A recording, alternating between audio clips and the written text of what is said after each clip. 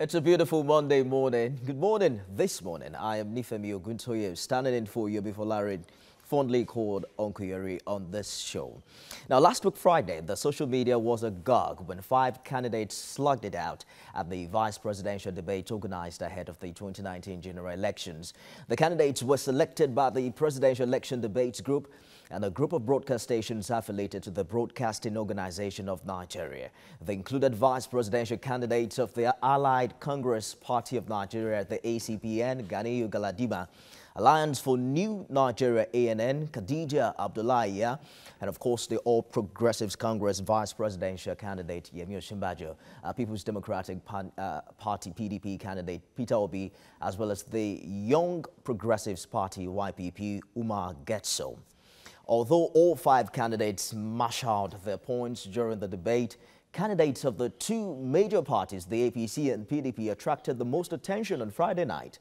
Some of the candidates also posted their claims on their verified Twitter handles after the debate. Of course, some of the candidates evidently gave out a huge number of facts and figures at the debate. While some of these submissions are true, a couple of fact checks have identified that a good number of these submissions are false, grossly exaggerated, or only partly true. Now, let me introduce my guest to you this morning as we review that particular debate and also talk about the importance of such civil discourse at entrenching and deepening democracy in this part of the world. I have Mr. Bafemi George, public affairs analyst. Good morning, and thank you for joining us. Good morning. Thank you for having me here today. Dr. Fasi Yusuf is a lawyer and communications consultant. It's a pleasure to have you on the show. Thank you very much. All right, let's begin. And it was earlier in the year where INEC chairman Mahmoud Yakub said debates were a vital part of the democratic process. As a matter of fact, he was of the opinion that it will help guide the decision of voters. But quite a number of politicians have said that debates wouldn't matter who wins this election, at least not in 2019. What are your thoughts as regards that? Well, I don't know which of the politicians and where they're coming from and what they believe in, but I think that debate is very good. It's quite healthy. It's an opportunity for the candidate to actually, it's like a one-on-one meeting with the electorate to tell them where we're coming from, where we are, and where they're taking us to. So I think it's very healthy for our democratic system. It's important to note at this point that, of course, it is no doubt fantastic to hear from someone who wants to run for office and find out how and what exactly is going to do. But what really is the real value?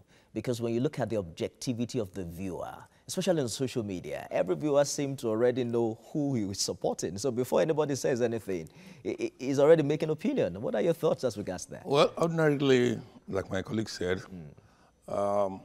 debate, such as the one we had on Friday, is always encouraged, and it has a way of deciding which way the voter will go.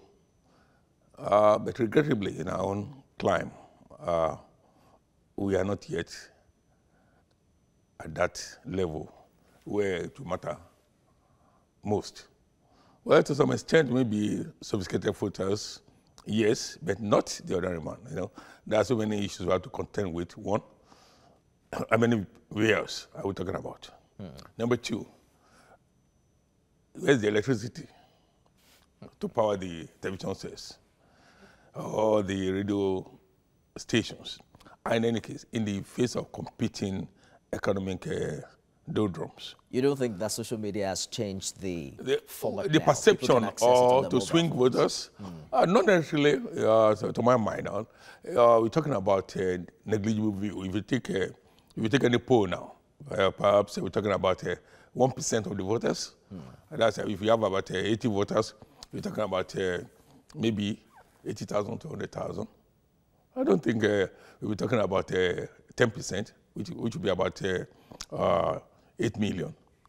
So it's quite negligible, but to some extent it's a welcome development, and that's the way it's done elsewhere. And we should be seen to be doing something like that, maybe with time and with awareness, with development within the political landscape, the economic landscape, we may have some improvement.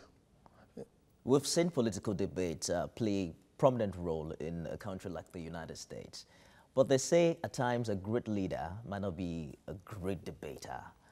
In your opinion, does eloquence equate with competence or performance in government? Not necessarily. That I can communicate doesn't make me a good leader. Even though being a good leader requires that you should be able to pass across your vision to the people you're leading or